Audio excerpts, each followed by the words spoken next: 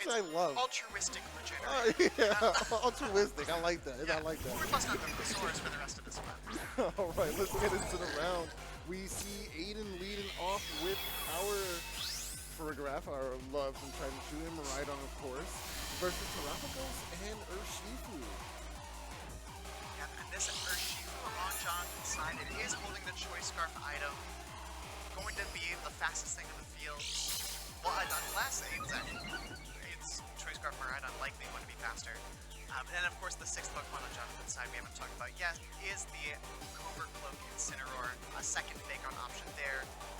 But here on turn one, this Miraidon looks to be in a pretty strong position. Very strong position indeed. It's going to be able to click basically whatever it wants right now, and there's not really much that you can do with it if you're Jonathan.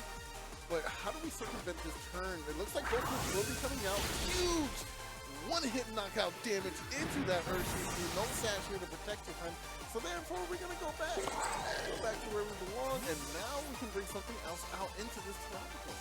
Yeah, Miraidon clicking one of its favorite moves in that Volt Switch, especially whenever you have the Choice Scarf item on it. You don't want to be locked in on the field with something that's less than advantageous.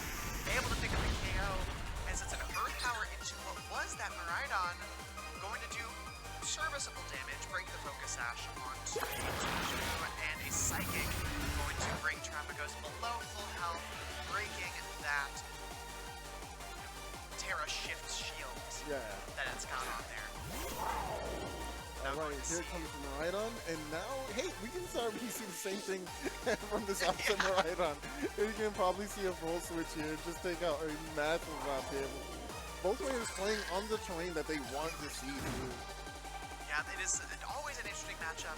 These Miraidons, the way they're trained, the Choice Scarf for Aiden's side, the Assault Vest for Jonathan's side, but wouldn't you note the same four moves on these two Pokemon, both of them going to be Terra Electric as well. It really is just the difference in the training and the items there. But you mentioned the Volt Switch play in the Urshifu. That's something that I'm sure Aiden, as we see the Pretend come out here, is not going to want to allow, as this Urshifu is going to be a key player in dealing with the Terapagos in the end game. Of course, Terapagos unable to choose type when it terastallizes, only the option to go Stellar. So having the fighting type coverage into that Pokemon always extremely important, as Jonathan takes this opportunity to get its first Calm Mind up, and Choreograph just putting that special defense right back to where it was. That's actually pretty convenient too, because, you know, Choreograph is not doing the most insane amount of damage output, and seeing a Calm Mind there was definitely not what you wanted to see in the situation. So seeing a drop here is pretty nice if you're playing, you know, from Aiden's point of view. Exactly. You know, you do have, we've gotten the confirmation, at least just with our viewing angle, of these special damage dealing restricted Pokemon in the back for Aiden as well. So, you know, keeping the special defense boosts away from the opposing Trapagos as much as possible is going to be of the utmost priority. As we are going to see a Terastallization, is the Grass type Terra. Again, Aiden using that very creative ways. You know, at this point, trying to take advantage of the electric type resistance, a helping hand into that slot too. Oh, if we can get to see this Urshifu move. But no, it's the Draco Meteor into that slot, going to take the KO.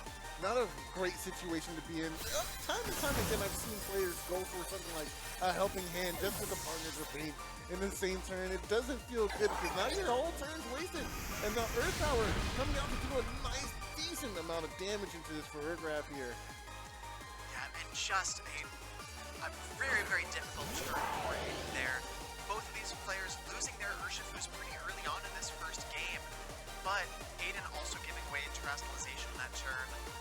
Of course, it comes at the cost of Jonathan lowering his Miraidon's special attack stat 2 stages, and because it was an Earth Power and not a Calm Mind this last turn for the Trapagos, any attack from this Miraidon on Aiden's side should still do very, very strong damage into the Trapagos at neutral special defense. Helping hand coming out again. Let's see if we actually get this attack off this time. It's going to be going into a Protect, which means this Miraidon on the opposite side is going to be able to do anything they want. There goes the Protect, and now let's see what we chose. Was it Draco Meteor again? No, it's Voltrush this time. Going to go into this here for a graph and allow us to switch out. Yeah, you have to imagine that it's likely going to be one of your, either your Fake Out or your Redirector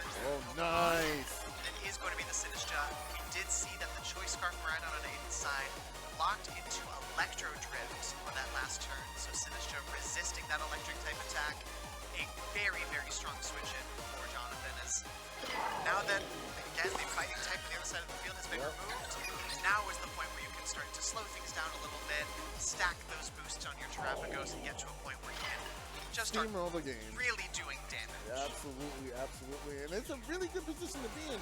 Sinister is just such a good partner to have around, especially when you can just redirect all attacks towards yourself and allow your teammate to get those boosts that it needs. In comes here the Lunala, and we're going to see a terrestrialization on the opposite side here. And the Terrapagos finally taking this opportunity to click the terrestrialization option, becoming the Stellar Terra type, going for almost all weather terrain effects, and so in this case, just removing the electric terrain from the field at this moment. The Shadow Ball going off into Lunala. What a call. Just switching onto the field, breaking Shadow Shield, and Terra Starstorm at +1. It's a spread side, gets a 75% reduction. Nice. Not quite enough to pick up the Lunala. Almost a double knockout here, but we'll settle for the one. That's fine by me, especially with that much HP left on that Lunala. I'm not too worried. No, but with the terrestrialization already committed on the Terrapagos, first and foremost, now the move that you want to click the most, your Terra Starstorm, is exclusively spread type. So Lunala does have the ability to block that with its wide guard.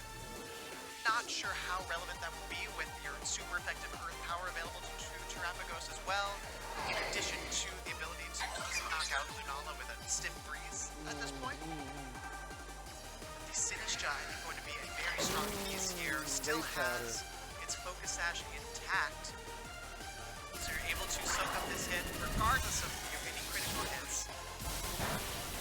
Wow, amazing damage. Still does a lot more damage than I thought, yeah. Yeah, wow. Moon Dice Green will definitely take this off here, right? Yeah, for sure. And there goes Sinister, a super effective hit, of course, but not taking the time to block with wide guard, which means we could get a huge... Oh no, they went for Earth Power. How? Okay. And Earth Power, just an extremely safe play there. You know that you'll be able to redirect both attacks with the Sinistcha on that turn. Your Terrapagos will not take any damage, and you know that the Miraidon, or the Lunala on the other side rather, does not have Protect. The Miraidon also doesn't have Protect. Absolutely. But with Terrapagos' we'll say lackluster special attack stat compared to most other restricted Pokemon, maybe you're not convinced that a +1 Terrastellar Earth Power will 1-hit the opposed Miraidon. Well, you can be pretty certain that it's going to pick up the 2 HP Lunala. Breaker Meteor coming in, and that will seal the deal for this first round. Looking like Jonathan Argueta getting that first one. And a really strong mid-game there. It looked pretty difficult to kind of climb out of that hole after the first turn. You know, losing your Urshifu just for nothing immediately. Literally. But it turned out that Jonathan didn't really need that piece, just needed the Urshifu to sit there and soak up one attack to allow the Terrapagos to get a little bit more momentum. Yeah, Terrapagos was just not leaving the field, especially after that hospitality, so it's going to be up to you to figure out how we're going to deal with the Terrapagos this second time around. Urshifu didn't seem like a problem, but everything else was. So, what are we going to do now? Yeah, and for Aiden, it's, you know, the classic ways you would deal with the Terrapagos. It's prioritizing your fighting types, making sure that they can survive into the end game, and removing the support pieces around the Terrapagos. You know, that's what makes it so hard to hit. Maybe bringing Urshifu in the back, for instance, would be a better call here. Even Iron Hands coming in would be a really good call as well, just for that extra, you know, fighting support coverage. You don't know. Iron Hands does look very strong in this matchup. You know, it does take very little damage from the opposing Miraidon. There's no boosting item on that. It's just the Assault Vest, so it's not doing extra damage to the Iron Hands. You have super effective damage into the Terrapagos. You take advantage of the terrain that's going to be on the field pretty much the whole game.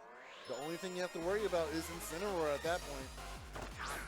We are, just as you said, we're seeing the Incineroar straight away, as it is the Incineroar and Miraidon for Jonathan, staring down that Iron Hands we were just talking about, and the Miraidon for Aiden. It was the right coverage play here made by Jonathan, just bringing out the Incineroar, because you know one of the main outs that you're going to have is those fighting types. And if you're going to lead with it, well, now you're going to have to take a attack route for that trouble. Yeah, the Iron Hands, of course, because it was led at the same time, it hit the field at the same time as Electric Terrain being set up. The Quark Drive boost does activate first, so still getting the boost to its attack from Quark Drive to somewhat offset the Intimidate drop. Not quite. You're still doing a little bit less damage than you normally would. But going to see a potentially a extremely aggressive turn 1 here from Aiden's side. And I kind of like this. You know, just like we were saying, it's all about removing those supportive pieces on Jonathan's side. I think that is, you know, potential Terra Electric Electro Drift just to clear the Incineroar off the field on this first turn. Just limit the amount of switching options that Jonathan has around that Terrapagos. Honestly, it's one of the best Pokemon in the game for a reason. But here we go. Here comes a Terra Electric, which means this is going to be a very powerful Volt Switch that is coming into play here, assumingly, you know, a Volt Switch is coming out. Oh, the Fake Out's going to say no thank you! Yeah, they just trade Fake Outs into the Miraidons. Of course, Aiden's Choice Scarf Miraidon moving first, or rather not moving first. But you still just have that same play available to you. You have the Terra Electric Electro Drift.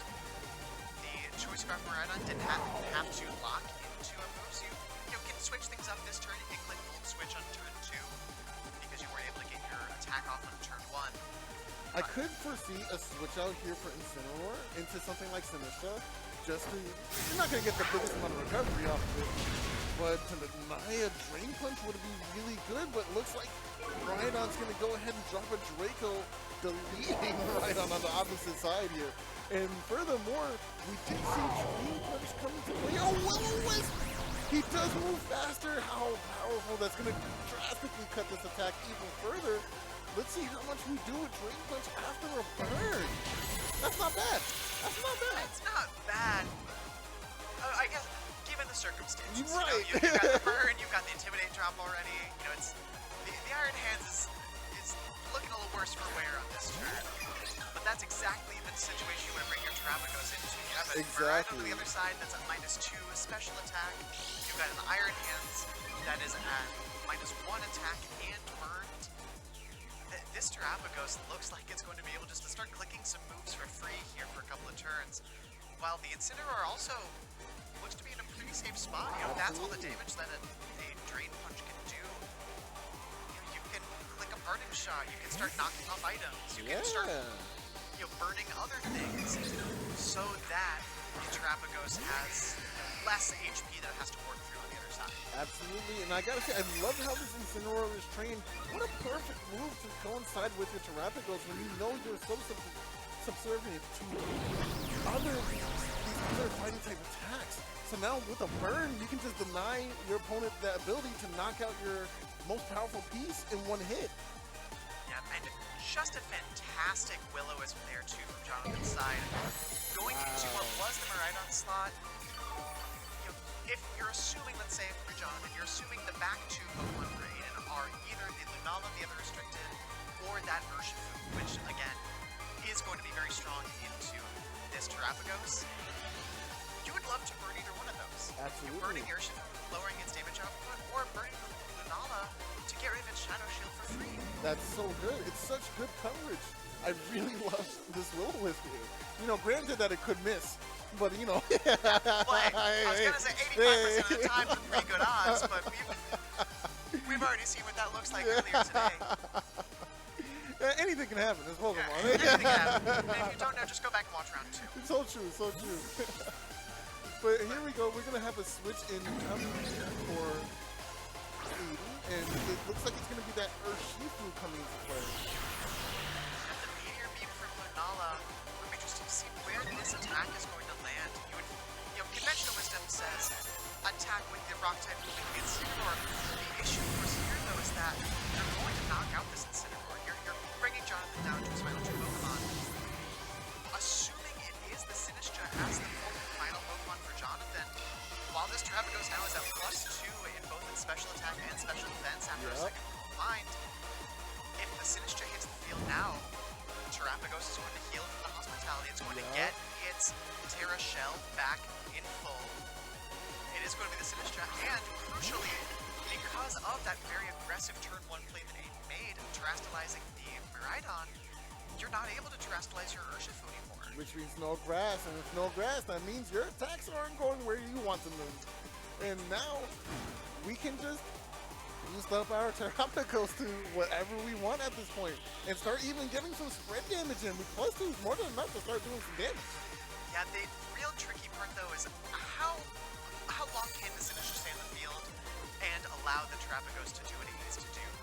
You know, the Strength Sap is that'd be pretty good. a very cheeky play to try to get its potential Focus Sash back in full.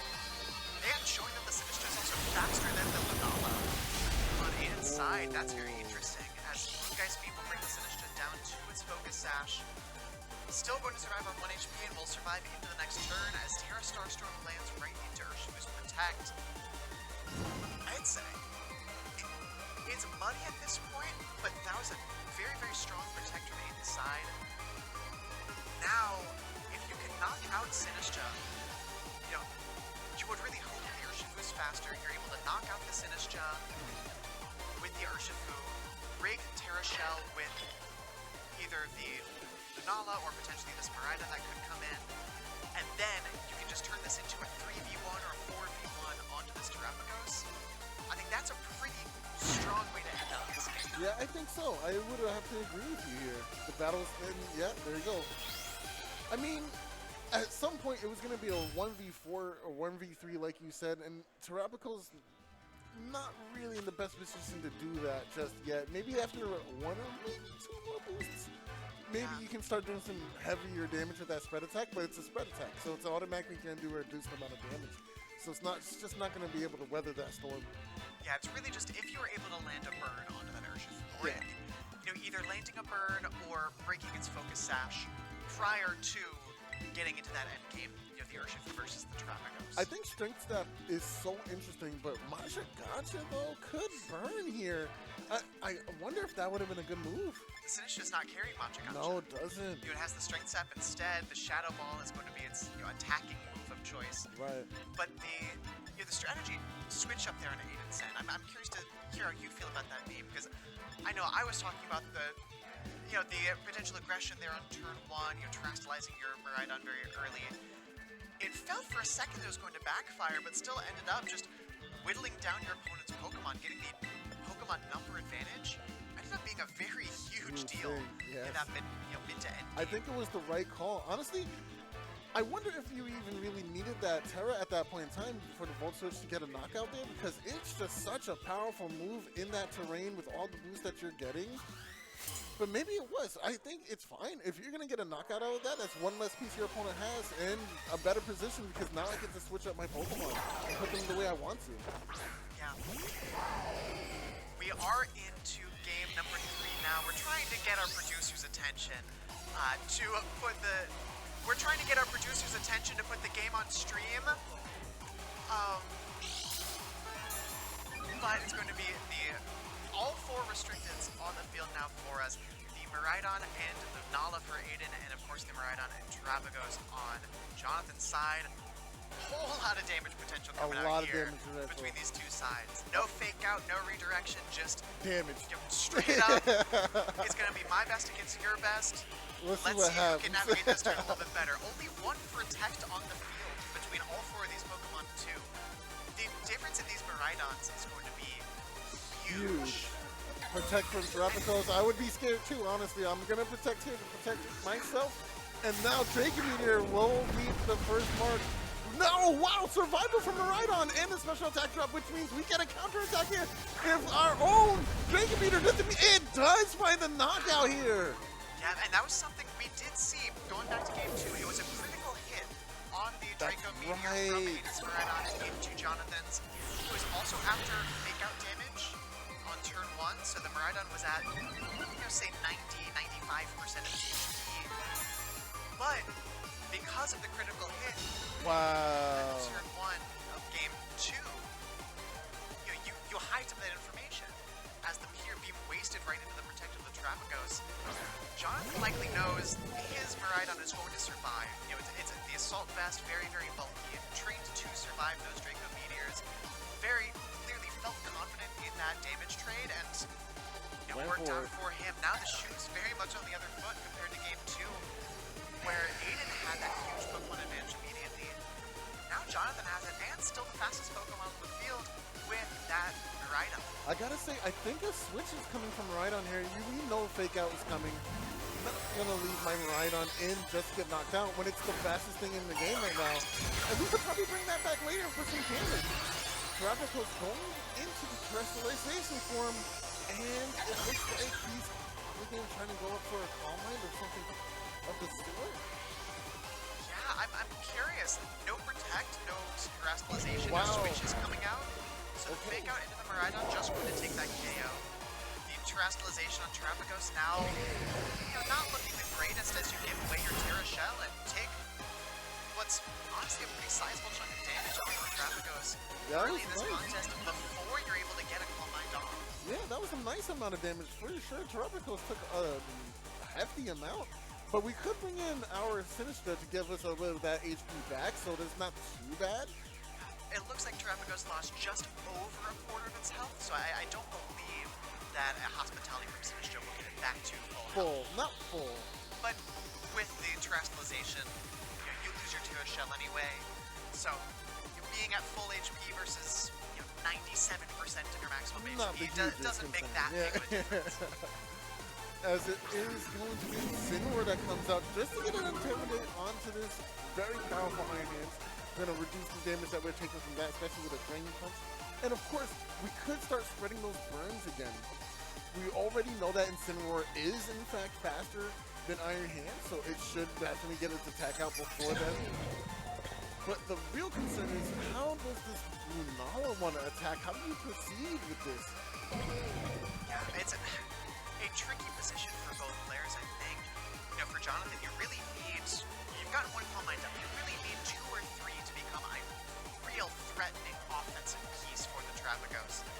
You also do have Fake Out and Will-O-Wisp potential from your Incineroar. You can choose to shut down the Iron Hands on the other side with Fake Out, you can try to burn it. You could also put your knockoff into the opposing Lunala, which, although it has lost its item already, would still do pretty sizable damage.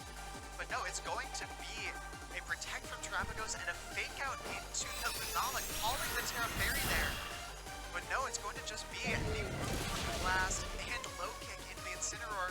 Not quite enough to pick up the KO, but putting it on its last legs for sure. And with the Terrapagos having Protect on their last turn, a knockout into the Incineroar and a fighting move into the Terrapagos is a very real possibility here. It definitely is, especially since there's not going to be an Incineroar around for much longer to burn off. It really felt like that last turn should have been a burn call. There goes the Incineroar going down, and now it's just going to be up to Terrapagos to maybe try to deal with this. Nah, that's not going to do it, right? That's +1 Terra Star Storm. Lunala still at full HP, taking half as much damage as it will now with Terra Star Storm. Oh wow, that did nothing. For the low kick, Terrapagos deceptively not, even in its Terrestrialized form, not the heaviest Pokemon in the world. And of course the Iron Hand still at -1 attack with no electric terrain for the rest of the game because both Miraidons were knocked out in the first couple of turns.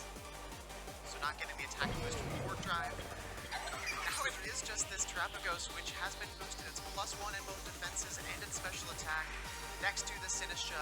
Is that going to be enough to weather this storm of the Iron Hands and Lunala, plus potentially this Focus Sash Ocean that's lurking in the back?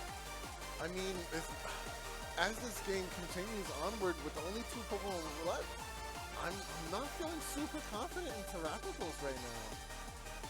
No, it's just taken a little bit more damage than you would like, especially given the amount of boost it was able to get. But the Sinistra being so fast really coming into play here. We saw the Sinistra move before the Lunala in game 2. It's going to take advantage of that again, pick up that KO, and Iron Power into the Iron Hands, showing again the offensive limitations of a Terrapagos. But still a very sizable amount of damage, and crucially, Sinistra retains its Focus Sash. Absolutely. Now here comes the Urshifu. Now this is the scariest part. We can at least try to go for Protect here from Terrapagos, and maybe Strength Sap into this Urshifu. We can actually Strength Sap both of these Pokemon very nicely. And redirect all attacks towards myself too, so maybe this is the right end game for Terrapagos. It could be, but as we've seen a few times on stream already, Naeem, this Urshifu is Terra Grass. That's right. And does not care about a potential Rage Powder on Jonathan's side. It's come up already pretty big. You know, I'll say I was a little bit skeptical before the first time we had Aiden on stream on that Grass-type Terastallization. You know, I'm someone who really, really values just going Terra Dark or Terra Stellar, getting that extra damage from your Urshifu. But having this situation available to you, being able to bypass a Rage Powder, and with the just bits and pieces of damage you've been able to collect onto the Terrapagos throughout this game, you now have a free close combat that, honestly, I thought was going to do a little bit more damage.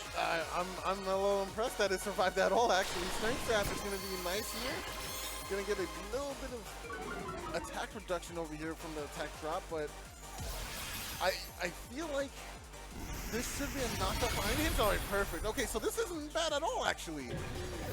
Maybe another strength tap here? We can even protect? There's an Urshifu on the field. Never mind. So the Urshifu can choose to knock out the Terrapagos on this turn, where Rage Powder comes out in front of this Grass-type Urshifu. Because Close Combat came out that last turn and a Close Combat here, the Sinistcha likely with Shadow Ball would be able to two-hit KO this Urshifu. It's two Pokemon that both are holding the Focus Sash item. So you'll need two hits either way in this endgame 1v1 here.